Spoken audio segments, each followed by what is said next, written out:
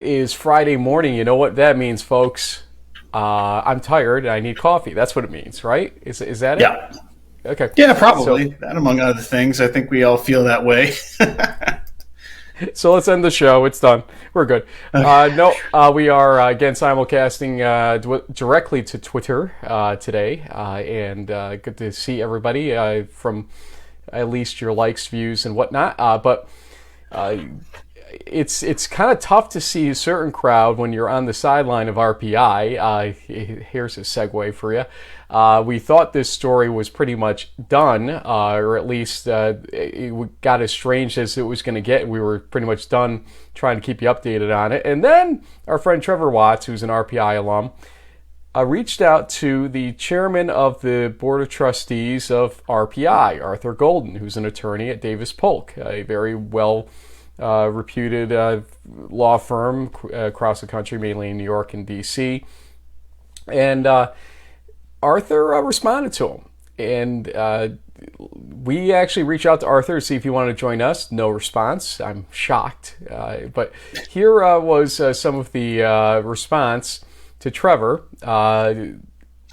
Unfortunately, there is still not much comforting material for resolution of the issue in a manner that you would like. For example, the Broadway show Aladdin has had to close twice this past week, now until at least October 10th, because of breakthrough cases, despite having a good vaccination/frequent testing, if exempt requirement, with proof required for employees, cast, etc., and audiences. By the way, one of my grandsons has a hockey game today. He is required to wear a mask on the ice while playing, and my wife and I are not allowed in the rink building, which is in a private school. He went on to say that it's going to be monitored further, etc., etc.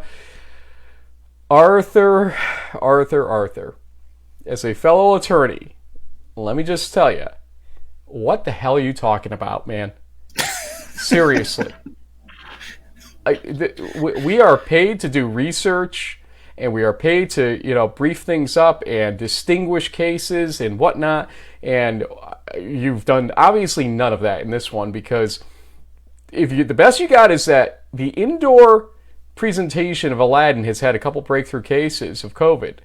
You're probably missing the mark when we're talking about an outdoor sport and other outdoor sports, not just football, but soccer, etc. People are willing to be masked in the opposite side stands, away from the student body. I mean, the parents have been pretty clear about the things they're willing to do to make this happen, to be able to see their kids a little bit closer on the sidelines. And the best you've got is, well, A, Aladdin, and B, my grandson, I can't go see him play, so screw everybody, basically, in this whole thing. Am I missing something, JB?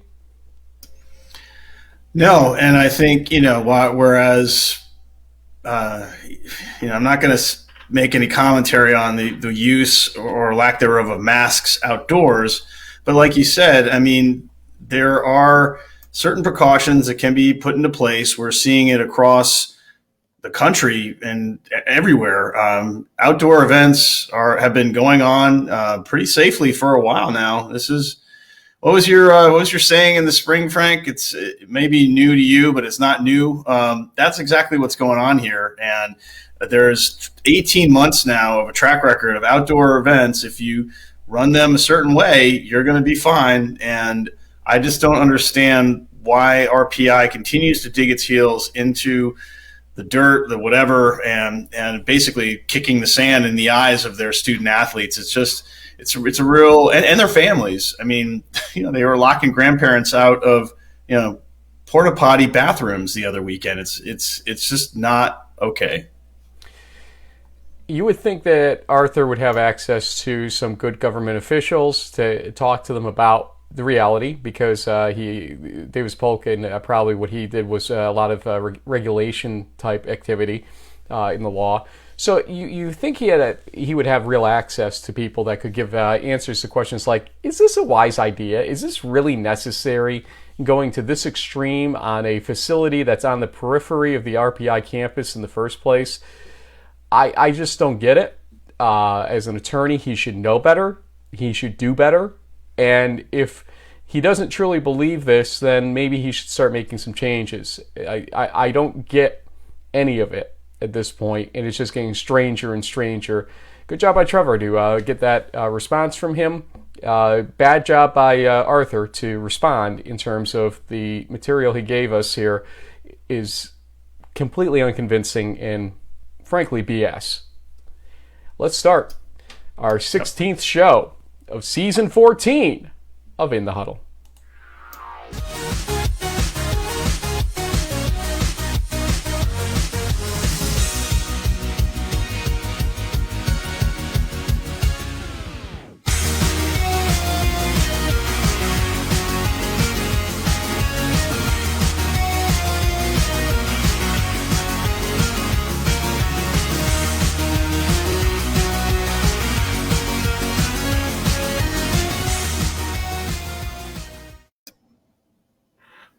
So we have some games to talk about. Definitely a little bit lighter of a slate this week, but it doesn't mean that we don't have some great games to be played. That's for sure, and we'll go through some of those. Yep. And we also will be presenting an interview we did with Brees and Brett Segala of Cortland, the quarterback and former quarterback, now running backs coach of the Cortland Red Dragons.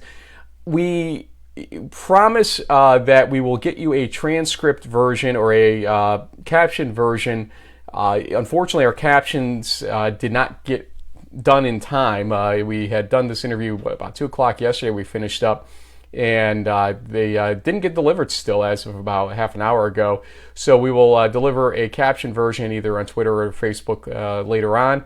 So we apologize to them for that. You'll understand why we say this when you watch the interview coming up in a little bit. JB, you give us a 30,000 foot view of the week that has already passed. Give us the view of you from or for the week that's about to hit us right now. I have completely botched that. That's why I love live shows. Yes, live shows. Well, we're sort of rounding the corner now into the second half of the fall season, and what we've seen so far is conference races are underway. There are teams that are either 1-0 or 0-1, 2-0, 0-2. We're starting to see the conference races really heat up, and the sort of proverbial stack ranking is going to start happening. But as is always, and as fans, we can only hope that by week 10, we just have teams beating other teams and just kind of chaos reigning. And so, it could come down to tiebreakers or all sorts of crazy stuff in the final week of the season.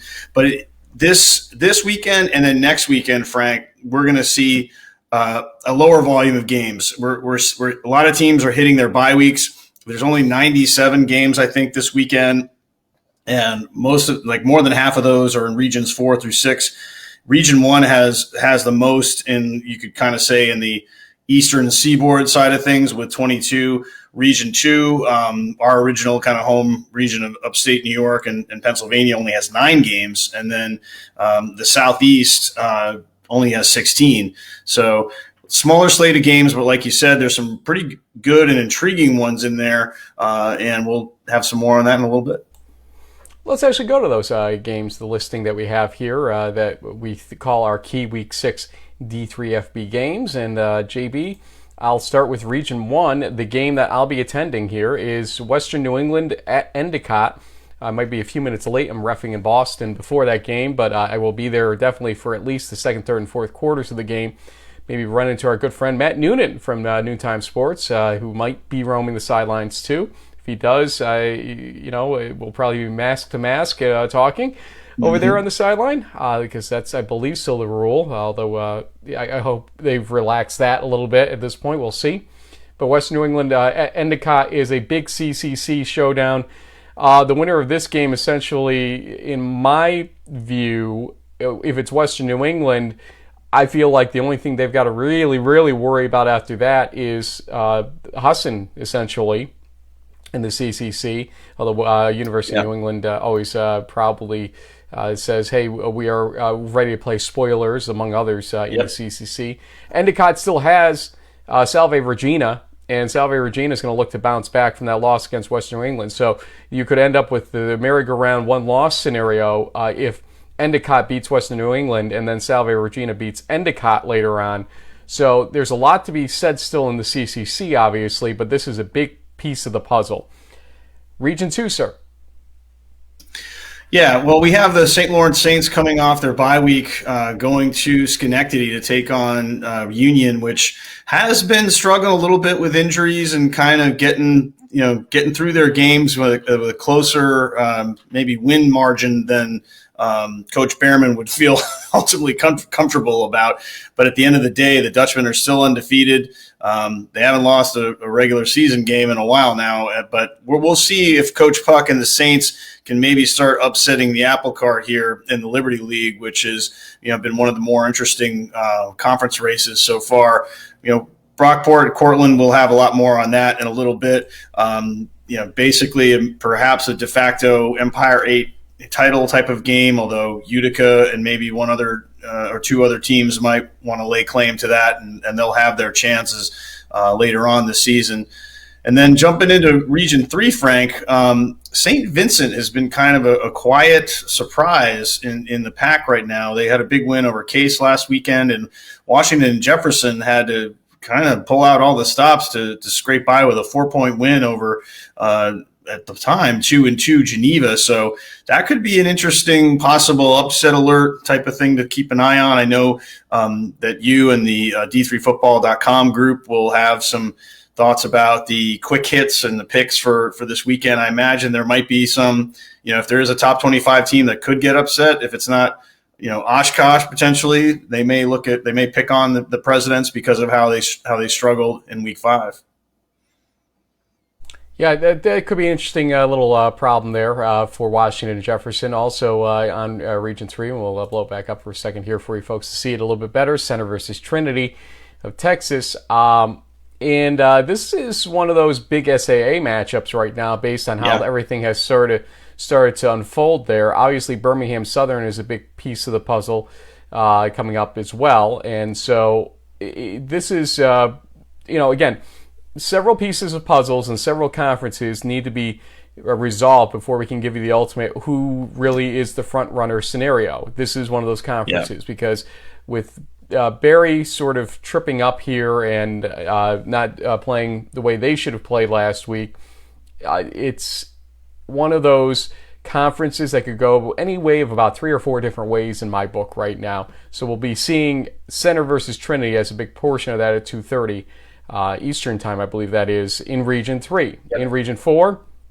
Hanover Rose Holman. That's an HCAC Heartland special kind of game that I will tell you should be very good. I would think high scoring, to be honest with you. We'll see. DePaul versus Wittenberg. The NCAC needs a little bit of clarity as well after that Denison-Wabash game. This is kind of the other side of that conference scenario to see how we line up what the undefeated versus undefeated scenario will be eventually in this conference, or most likely as long as they keep winning. And then Albion versus Adrian, always a big MIAA game at 5 o'clock, getting showcase timing as well. So that's a pretty important game in Region 4 for sure. Region 5, JB, our friend. The safety dance. Remember that in the springtime? The safety dance. Coach Cat and the Foresters, they had 4 or 5 safeties against Illinois College in that game last time. That was 4. Nuts. I'm assuming that we probably won't see something like that in this game, but this is a pretty fun local rivalry between these two schools that aren't more than a few miles apart. So that'll be, I think, kicking off a little later in the afternoon, although there really aren't a ton of evening or late afternoon games this weekend, Frank. There's a lot bunched up at 12 and then 1 and then 2 and a little bit of 3 o'clock, as we'll see in Region 6. So there'll be a lot of stuff going on all sort of simultaneously, so you're going to have to do your head on the swivel type deal to see all this stuff. Indeed. North Central versus Carthage. Carthage just had a decent start to their season, and North Central, obviously, the story there, the number 1 team in the nation. And so I don't see it as a huge hurdle for North Central, but it's just a game to watch for sure in a region that lacks maybe a certain level of number of games to watch. This is something we'll definitely be watching to see if North Central continues their surge here or if they begin to trip up a little bit.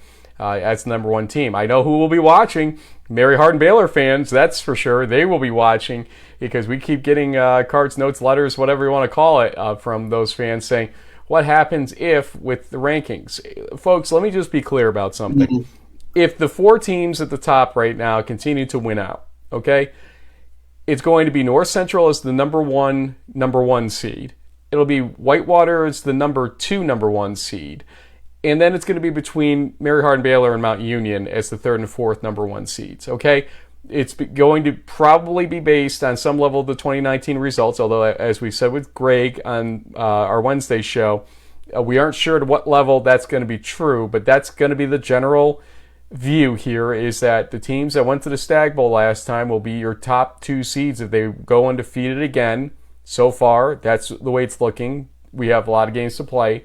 But the rankings that we do on D3Football.com, I'm a voter, don't matter. They really don't matter in this respect. The committee is going to choose based on a certain analysis requirement by the NCAA, and that's just the way it is. So Mary Hardin Baylor could be number 1 in our poll ultimately as points shift back and forth, but it's not going to mean much when it comes to committee night in about 6 weeks or so. So just understand that, but nonetheless, it's fun to talk about it, fun to have a little bit of back and forth about the poll and what it means. Region 6, Oshkosh, La Crosse, 2 ranked teams.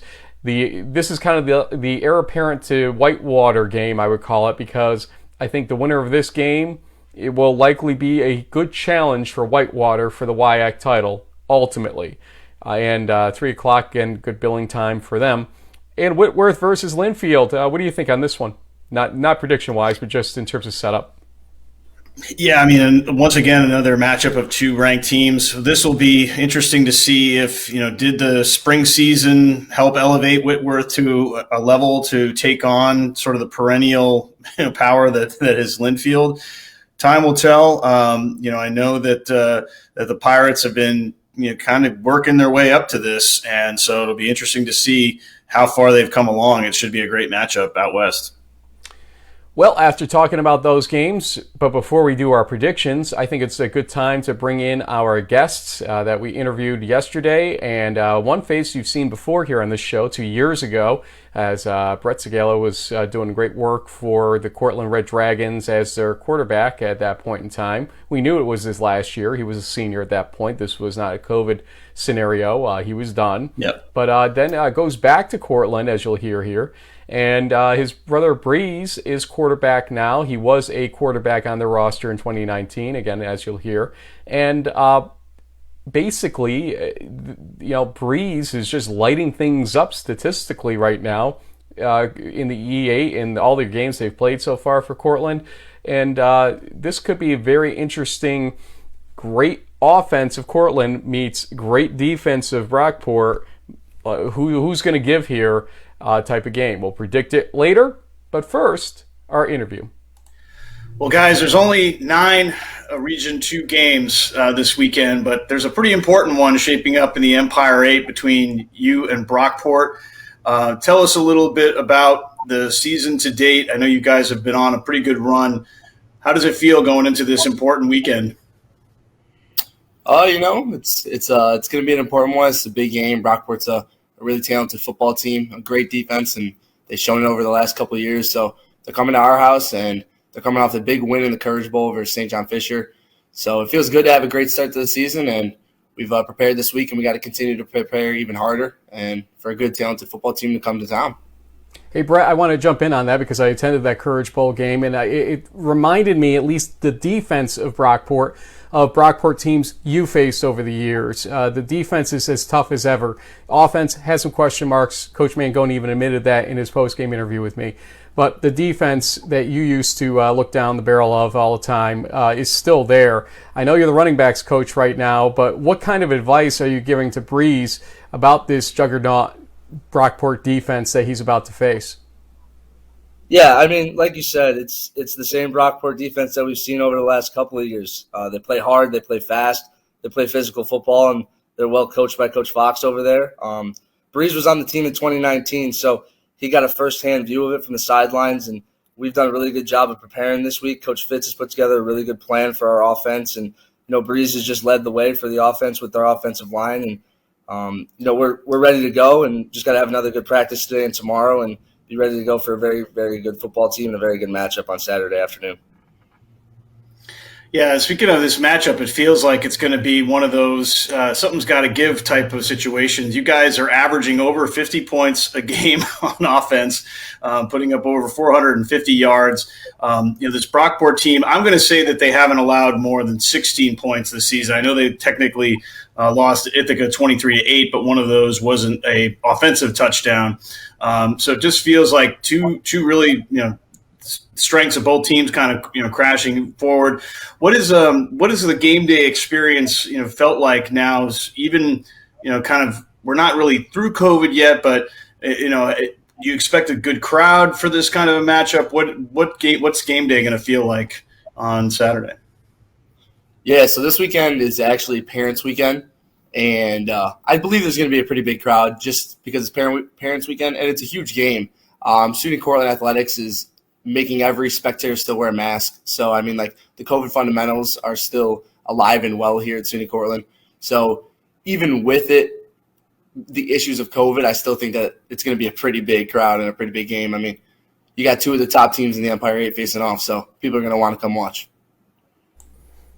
Brett, he brings up a good point. It seems like we know who's asking who questions right now. JB's going to Brees, the young guy. I'm going to the older guy for some reason. We're crossing up here.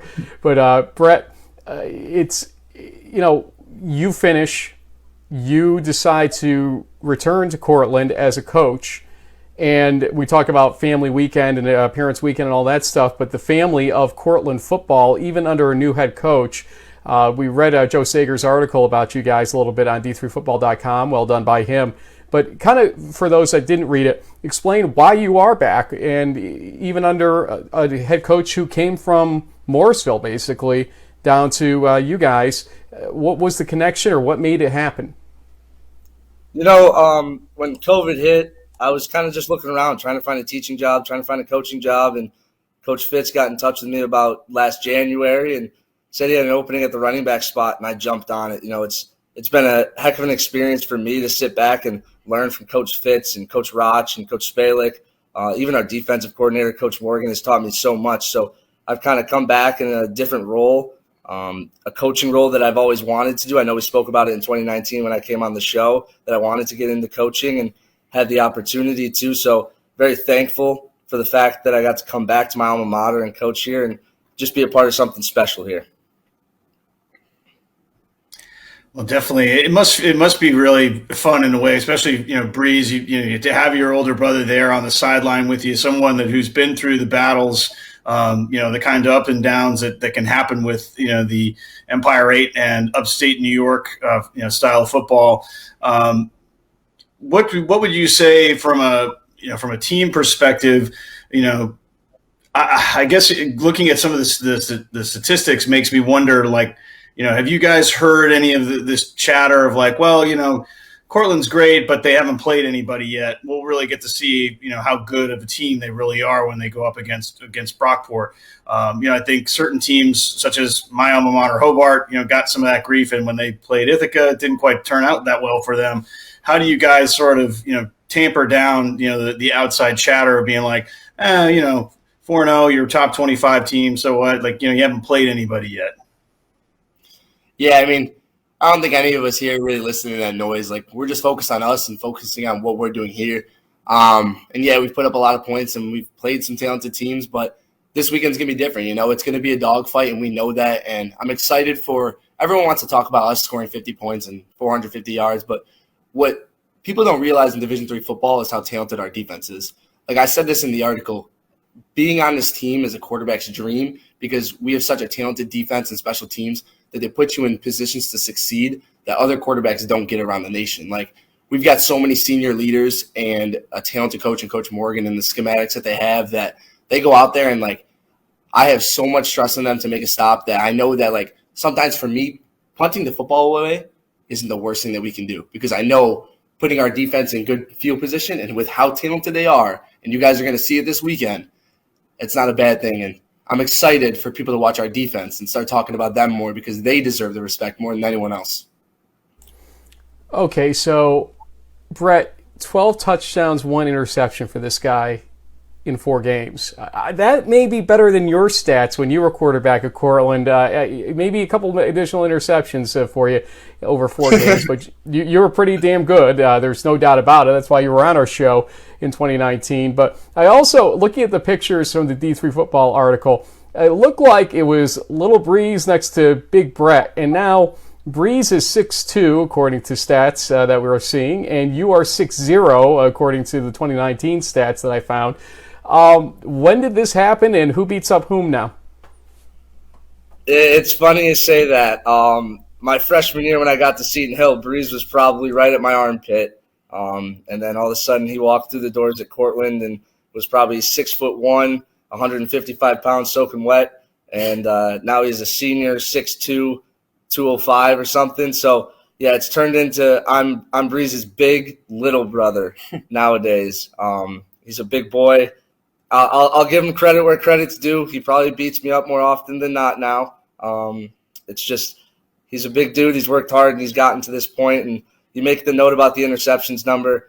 He's done a great job. Coach Fitz has done a great job coaching him, and he's been great for our football team. So.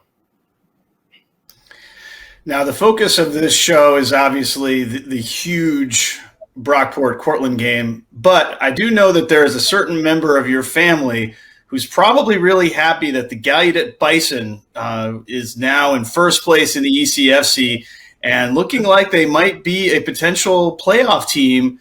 How weird would it be for you guys if somehow, if everything kind of worked out, that Cortland versus Gallaudet happens in the first round of the NCAA playoffs? Would it be a house divided? What does Mr. Segala think about the whole thing going on down there in D.C.?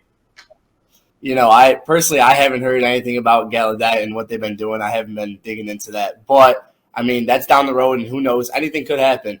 But if it did happen, I don't think it'd be divided. Dad's obviously got our back, but maybe a little bit of part of him would be cheering for Gallaudet. But that's down the road, and, who knows? Anything can happen, man. Okay, I actually do want to springboard off that question a little bit because your dad, James, and your mom as well, as we had talked about in our interview in 2019, are hearing impaired. Your dad went to Gallaudet. After the interview, honestly, Brett, I looked into him a little bit more and can appreciate him a lot because he was actually one of the few deaf officials in the country and was helping manage others along the way. And I know he's in the Hall of Fame down at Gallaudet from the research I had done. He has overcome so much. To what degree is he an inspiration, and your mom for that matter, in terms of what they've had to overcome? I want to ask you both this question, so feel free to go in the order you want. But, what level of inspiration have your parents been to you in what you've faced and continue to face in life right now? Yeah, I think I speak for both me and Brees, and I'll let him say it too. Both my mom and my dad have just been our rock throughout life. Hearing impairedness, some people see it as a disability. My parents have taken it and run with it and haven't let it stop them in their tracks at all. Like you spoke on it, my dad's an official in multiple different sports and have done that. My mother's a successful person as well. They both graduated from Gallaudet and got quality degrees and are living great lives. And, me and Brees wouldn't be where we are today without mom and dad. And I know they're going to watch this. They did in 2019. They're going to want the closed caption version and everything. But so my message to my mom and dad, I love you guys. Keep doing what you're doing. And thank you for everything you've done for both of us. Brees, I'll let you take it away. Yeah, I don't know if you can ask for something more inspiring. Like on my dad's side of things, like deaf quarterback, he's been through it all and he succeeded.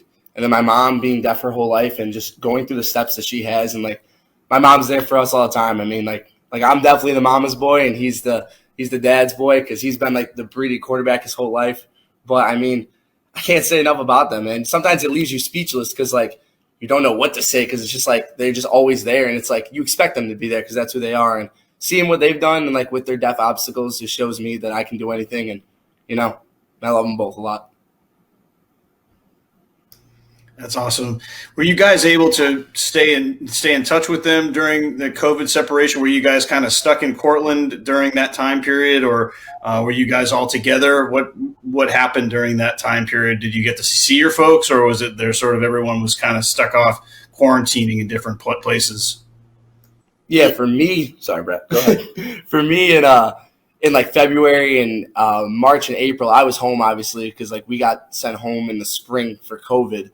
So Right. I was with my dad and my mom, and I was able to see them.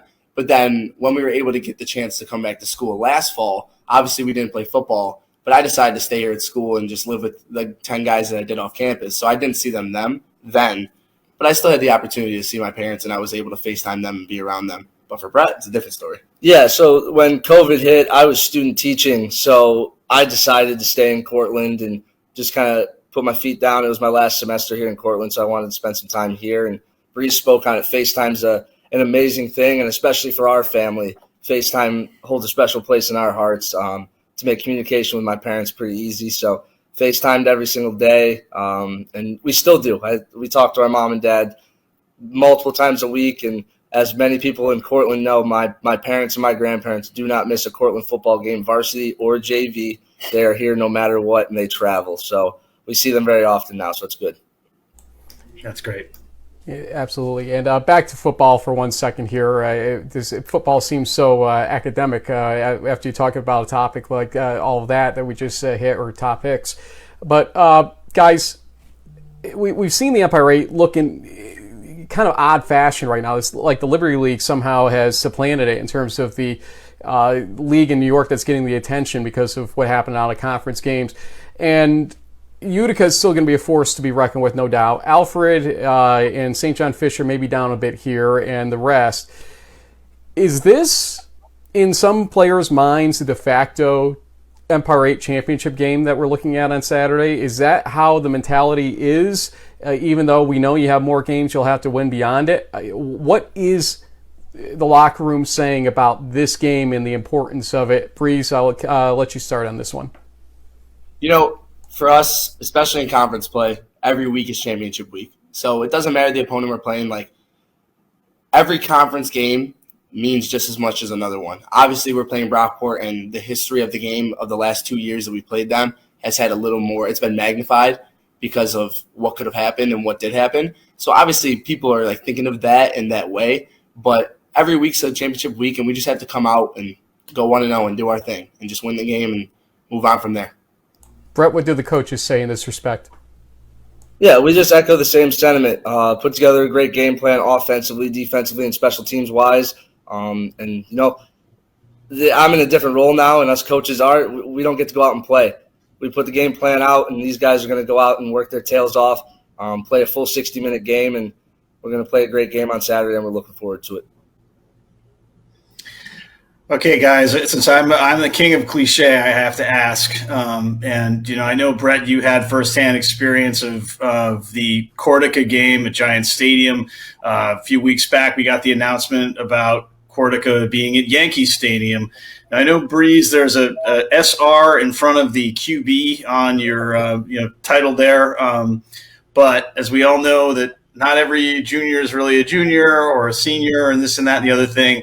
I mean, is it safe to say you're going to stick around to play at Yankee Stadium, or is that just let's get through this season first? We'll jump through that hoop at that point.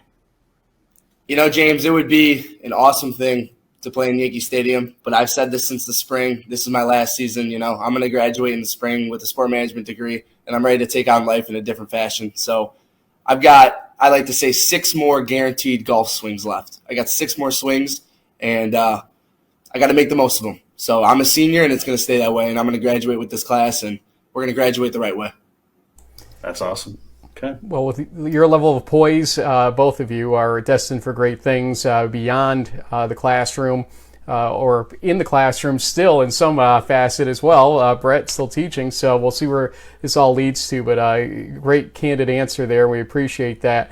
Guys, you probably know what's next, and this is going to be a little problematic because you're probably going to want to give shout-outs to the same people, or at least in some format. So, age before beauty, is that what they say, Brett? So I guess we're going to start with you on this. How's that for a little transition into that? So, Brett, go first, and then Brees, you're going to have time to think of some additional ones. Perhaps the offensive line might be a good idea, okay? So, Brett, shout-outs. Brees, follow him. Just like all I can really say, like we've already hit on it. My mom, my dad, my grandparents, like I said, they don't miss a Cortland football game. They're Cortland football through and through. Every coach on this coaching staff, I kind of hit on it. Coach Fitz, Coach Roch, Coach Spalick, Coach Morgan, even our younger coaches, Coach Cushing, Coach Wallace, Coach Curran, Coach Finkel, and Coach Heasley. Just very thankful for them bringing me back, teaching me so much about, this side of football, the coaching side of football. And just thankful for Brees. He's worked his tail off. I'm really proud of him, proud of everything he's done so far this season and what's to come after that. Go ahead, Brees. All right. I got to start with the shout-outs to my mother and my father. I love you both. Thank you for everything. My grandparents, especially Grandma. I'm especially your little man, but this week your little man's going to get hit a little bit, but I'll be battling out there. I got to shout out my teammates and especially my offensive line. I mean, those guys know I love them, and we talk every single day, and they've been working hard. Personally, I thought they deserved a spot on the Division III National Team of the Week offensive line. We ran for 310 yards versus Morrisville. Didn't let up any sacks, but, we're a killer group. I got to give a shout-out to our defense. They've been killer. Captain Paul Imp, Devin Smith, Stone Murray, Christian Legenauer, Josh Cordero, Dylan Dubuque. I can go Justin Wheeler, transfer from Fisher, that's been with us. I can go on and on about those guys. They've had a hell of a year. I've got to give a shout-out to our managers. Joe Mack and Dom Isabel, they're working with the quarterback group, and they're my rock here away from home. They've been here for me all the time. We got a bunch of managers that help out. And lastly, the coaching staff, especially Coach Fitz. He's made this transition to a starting quarterback helpful and easier than I would know. He's a great guy, and working with him every single day, it's pretty awesome. So Coach Roch and all those guys, and obviously my brother, he knows I love him, and he knows I say enough about him, so I don't got to say anymore.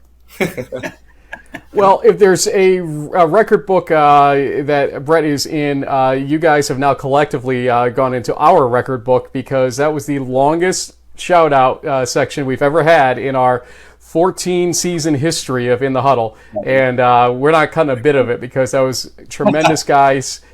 Tremendous interview. We appreciate you guys. Obviously we have equal love between Brockport and Cortland.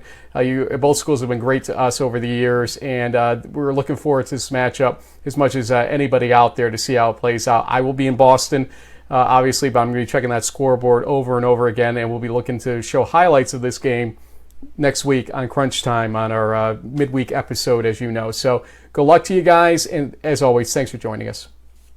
Thanks for having us. Thank you, guys. I don't care what you say. You got to love when two brothers are able to hold good banter on a show like this, and those two are really good. Again, you always wonder what you're going to get when you line up an interview, because we don't have like a pre-set no screening video going on here. Yeah, we can't screen. What can we do? So, but these two were like ready to go from second one. Now, we knew Brett was already from a couple of years ago, but Brees could have been the shy brother for all we knew. Nope. Not so much. Not shy. No. Caption version coming up later today, hopefully, once the captions get delivered to me, as long as I'm not on the road when that happens, which will be happening soon. As I said, I will be heading out to Boston for the Endicott hosting of Western New England Saturday. That may be in the list of games coming up. JB, 29-17, is that what that says? I'm 5 behind you right now. Boy, okay, so we got 13 games again this week, so I can try to get some traction here.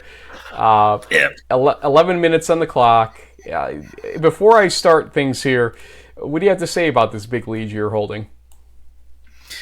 I think a little bit is luck. I had that 12-0 weekend. I think it was in week 4 or 5, and you went with a few upset picks that didn't pan out. They could have easily panned out, and then it would have been flip-flop. But sometimes, that's just the way these things go. So I'm trying to go with my head here instead. I did let the the Hobart pick slip out last weekend, and I was definitely wrong on that. But hey, thanks, Ithaca. Yeah. What else did I get? Yeah, you got lacrosse. I missed on that one. We both missed on Coast Guard. But then, yeah, I think you had Salve, and I went with Western New England, and then things started to switch around a little bit. And then once we got into the Midwest, you thought the Gusties might take care of Bethel. That didn't pan out. I picked Trinity. You picked Barry, and that's kind of the tail of the tape at this point. So, yeah, just a couple here and there, and it just, we've been doing this. This is our 5th week in a row of doing this. So basically I've just been right one more time each week on average. And so there aren't many places in my life, Frank, where I get to be right, with a wife and 5 teenagers. So I appreciate you giving me this platform and opportunity to be right at least one time a week versus 0. I can't even. Let's just jump into this stuff. You know how it works. Clock will start after I give you the first game, and we'll alternate starting. Here we go. Region 1, Western New England Endicott. Of course, we're going to start with this game, the game I'm attending. This is kind of interesting to start this way, but hey, it lined up. Go! Hey, well, it worked for me last time, so I'm going to stick with the Golden Bears. I think that schedule of Utica and Salisbury kind of helped them level up a little bit. Endicott's been living a little dangerous there, but still winning a lot of games. But I think Western New England's going to win this one big. I will take them 45-21. I always fear this situation when I go to Endicott now and how I pick these games. Oh, yeah. The problem I've got for Endicott is they have a quarterback issue, per se. They have lots of good quarterbacks, but they keep switching out. And I think it affects the cadence of a team this deep into the season. So I don't know who's starting, to be honest with you. And I think that's an interesting statement to make in Week 6. Endicott is obviously a good balanced team from what we know from the WPI game. Western New England, I don't think they're a one-hit wonder. They beat Springfield in the opening of the season, and the Salve Regina game obviously existed the way it did last week. I'd say a good close game. Western New England wins it. Oh boy. 31-28. How's that for an odd score? Okay, next up I'll tell you is a Region 2 game, which is St. Lawrence at Union. Puck, I think, got a good team. I saw it at Morrisville, but I think Union's got a better team right now, especially at home. I think they're working out their kinks there. They were a little too close for too long in their last 2 games, including the Buffalo State game. Or last 3 games when you go back to Springfield even. So I think this is Union's opportunity to sort of get things right consistently. Union wins this game 30-20. Yeah, I also like the Dutchman. I mean, Will Bellamy is the best quarterback in the Liberty League, and he'll do what he needs to. It's going to be tough. I mean, Groshot is a great quarterback too. I do think it'll be a closer game, but Union prevails 31-24. Brockport at Cortland. I'm going to go with the home team, I think. Although Brockport's defense could intercept these guys like crazy, I just feel more comfortable with the Cortland offense being able to keep pace and do some damage. So I will take the Red Dragons in a low-scoring, close one, 24-17. Yeah, I'm picking the home team too. Terrell is, I think, a little bit prone to interceptions, and this is not the game to be throwing them in because it will lead to instant points by Cortland if that's the case. A good defense against a good offense against a good defense in terms of the Cortland offense and the Brockport defense. I just see short fields enabling Cortland to be advantageous a couple of times enough to win the game. Cortland wins 27-17. I just think Brockport's going to have a tough time finding points. TCNJ at Montclair. By all measures, you would think Montclair, year in and year out should be the pick here. And it's tough to make them an auto pick right now based on the season they're having with only 1 win. But I think Jaquil Birch and company are going to get this one at home. I've already seen some social media stuff. They're trying to get it pumped up there at Montclair. So I'll give Montclair the win here, by the score of 24-10. Yeah, homecoming night for the Red Hawks should help them get a little extra momentum. I also think about 24 points sounds right. I'll take them 24-17. Wow. St. Vincent at Agreeing. W&J. Do we continue agreeing here, or do you call for the upset? You know, I feel like the President's defense is going to try to revert back to what we saw in Week 1 against John Carroll. The offense has been a little bit hot and cold. St. Vincent's, though, can put up a lot of points. I still feel like I'm going to go with the Presidents, though. I think that they will have a little more talent. They're just at another level there in the pack. It's going to be a close call, 31-28, but W&J hangs on. Yeah, I think W&J just has too many horses here. St. Vincent, kudos for last week against Case, but I just think W&J is not Case this year. We kind of know that already. W&J wins this game 34-17. Region 3 continues with Center at Trinity of Texas in the SAA. I will pick Center in this game, even though Trinity had that big win last week. JB's like writing this one down feverishly. He's like, I think I've got my edge here, Frank. But I will pick Center. I think that they've been playing good, consistent football. And on the road, I think they might be able to, I'm not going to call it steal one, but I'm going to say get one that's going to be a tough one and a big signature win for the season right now. Center wins it. With that defense, I think it'll be low scoring. 23-16. Yeah, I'm going to go with the home team on this one. They've just looked a little more impressive. I mean, Center's offense is explosive, but I think Trinity's defense will rein it in a little bit. It's going to be a close call, but I'll give the Tigers a slight edge. I think they hang on to win 35-27. Falling behind a little bit here. Hanover at Rose-Hulman. Go. I think Rose-Hulman will take it with their run-style offense. Hanover's looked a little beatable, even though they won the spring matchup by 3 points. I think Rose-Hulman takes the win in this one, 27-21. Yeah, I'd love to pick up a game here, and I wish Hanover was looking like their spring form because they were looking really good in the spring, but I agree with you. At home, Rose-Hulman should win this game. 37-30 in favor of Rose-Hulman in a good offensive total. DePaul at Wittenberg in Region 4 in the NCAC. Home team here as well. Wittenberg is a tough out no matter when you play them, especially at home. I'm going to give them that slight edge here. 21-17 in a lower scoring game.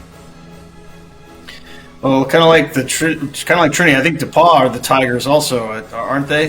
Yes, they are. Maybe I got the mascots wrong. So I'm sticking with the Tigers. I'll take DePaul to win this one, 31-21.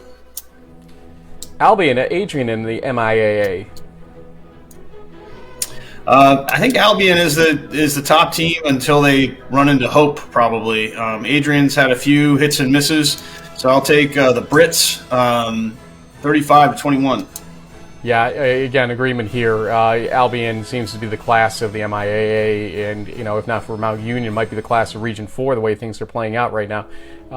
So Albion wins this game 40-20. I just don't see it just being that close. And the next game, which is not popping up here, but I'll tell you, is Lake Forest at Illinois College. Apparently Cat and Zero is going into the gremlins here of my computer. There we go. Do you think I'd pick against the man? No.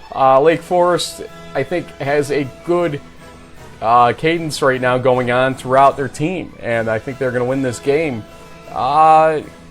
Defense will dominate slightly here, so 17-10 Lake Forest. Yeah, I think we're going to see, was it A.J. Jackson, their receiver, who's just been lighting things up in special teams and on offense. He might be one of the best players in the Midwest that's not at Whitewater or North Central. So I like the Foresters as well. I think they're going to win big, say 42-21. Staying in Region 5, North Central at Carthage. I got to stick with the champs. Carthage did play a few games in the spring. Maybe that keeps them around for a little while, but I just feel like the Cardinals will run away with this one, 56-20. 49-10 in favor of North Central. It's just a different caliber between these two teams right now. No offense to Carthage, that's just the way it is right now. Oshkosh at Lacrosse going to Region 6 in the WIAC. I will say they're higher on my ballot. I'm going to go with it for not just that reason, but because Oshkosh plays good football right around this time of season, it seems like every year. Oshkosh wins a game against a good team, a very good team also on my ballot, don't get me wrong here. 13-10, Oshkosh. I think the defenses reign again here. With all due respect to Whitewater and Platteville, who are going to be playing for the Axe, I think this is the best game in the WIAC this weekend, and that's why we put it up here. Yeah, well, actually, you know what? I think I'm going to go with the upset, though. The home team, Lacrosse, is going to get one over on the Titans in a close call, 35-32, just like we saw. Yeah, okay, come on. I was wrong when I picked against them last week. I'm trying to see if I can keep rolling with that. Okay. Twitter handle is down there. You can send me your hate mail. Come on. 1 minute. We only got one game left, so we're actually doing great now. Whitworth at Linfield. Go. Wow. Wyatt Smith looks really impressive. We were doing a call-out for Gallardi Trophy types of candidates last time. I think he might be on that list and could end up being a semifinalist. He's that good. I will take Linfield. Unfortunately, the Whitworth Pirates just don't have the same amount of firepower. I will pick the Wildcats to win 49-28. So, as we were watching the interview earlier, I was, let's see if I can do this right, writing my quick hits a little late here because I got some extra sleep last night for once in my life. Yeah. And one of the things that are in there, which top 25 team is most likely to be upset, I will read you this preview. Number 7 Linfield versus number 18 Whitworth. Okay, it's the second time I've picked against Linfield this season. Whitworth nearly nipped Linfield in 2019, but I feel the 2021 Pirates bring back a better offense in what could be a high-scoring game. Slight advantage, Whitworth, to the tune of 37-34, Whitworth. Wow. Okay, and you thought my picking Lacrosse to upset Oshkosh was a big call. That's a pretty big call, Frank. Wisconsin football fans are higher octane than I would say the Northwest Conference's version of football fans. Now, saying that, watch Linfield fans blame me on Twitter for the rest of today. Sorry, Wildcats. Wouldn't be the first or last time that happens, Frank. You think? I don't know what you're talking about. What do you mean? No. Okay, William Tell goes down. We go to our normal screen. JB, thoughts on what to watch for here in Week 6, which, again, lighter fare, but heavier still in terms of caliber of games in certain instances. Yeah, I mean, there are a couple of major, blockbusters, a few, in the top 10. I don't know if we're going to see as many upsets. There could be some secret surprise games that might be better than we realize, like Bethel against Hamline, for instance, who's 3-1. I mean, they're 1-1 in the MIAC. Maybe they could make, kind of surprise us with something. Westminster plays Carnegie Mellon on Saturday night at 7:00. That's a pretty good nightcap, even though the Tartans are not, they're off to a great start, but they're 3-1 in conference. So there could be, some better games in Week 6 than we realize. It just, there isn't as many of those big marquee matchups like we saw in Week 4 and 5. But, like I said, we're turning the corner on the second half of the season, and we're going to start, seeing a little bit less games overall, but the big ones are still going to be there and sort of set the table for, later on in the year, Week 10, Week 11, when we have those grand finishes to figure out who's going to make the playoffs and who's staying home. The routine folks will be on Twitter all weekend getting you updated and giving you some inside track and video from the game I attend and a whole lot more. Next week, either Tuesday or Wednesday, we'll drop our Crunch Time episode for Week 6 and begin to look at Week 7, which again will be a little bit lighter in terms of number of games, but still some key games to be played and watched then. Until then, Have a great weekend. Be safe out there. And we will see you, like I said, on Twitter throughout this weekend.